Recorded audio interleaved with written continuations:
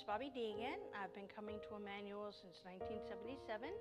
When I moved to Beltsville, I started coming here. I was raised in First United Methodist Church in Laurel. I'm a lifelong Methodist. My father's mother was a church organist and choir director for a zillion years, and his sisters sang and played the organ in their churches. And on my mother's side, they are Presbyterians turned Methodists. So I've always gone to church. I'm one of those dinosaurs you hear about of the people that were born and raised in the church. My mom was a Sunday school superintendent and vacation Bible school coordinator and all of that. So I've always gone to church.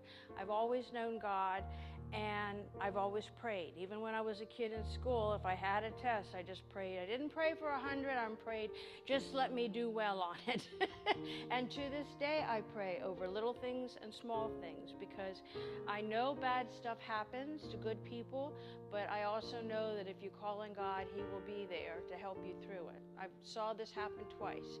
Once I was going to have surgery. They thought I had ovarian cancer. Turned out I didn't, but I wasn't afraid of having cancer. I really didn't think I had it, but I was scared to death of going to the hospital and being lost in that anonymous factory there. And as it turned out, I had good reason to worry, but that's another story. But I was so nervous before I even went in, and I said a prayer, and a perfect peace came over me. And from the whole time through, I never had an anxious moment. It was wonderful. I just felt surrounded by His love.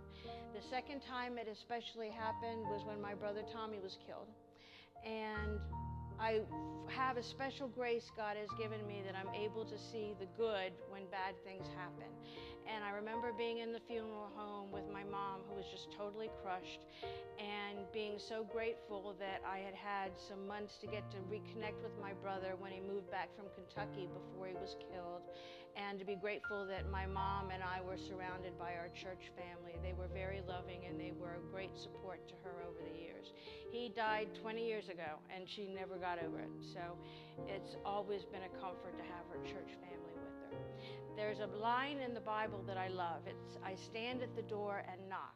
And if you open the door to me, I will be there. I will come in and eat with you, or words to that effect.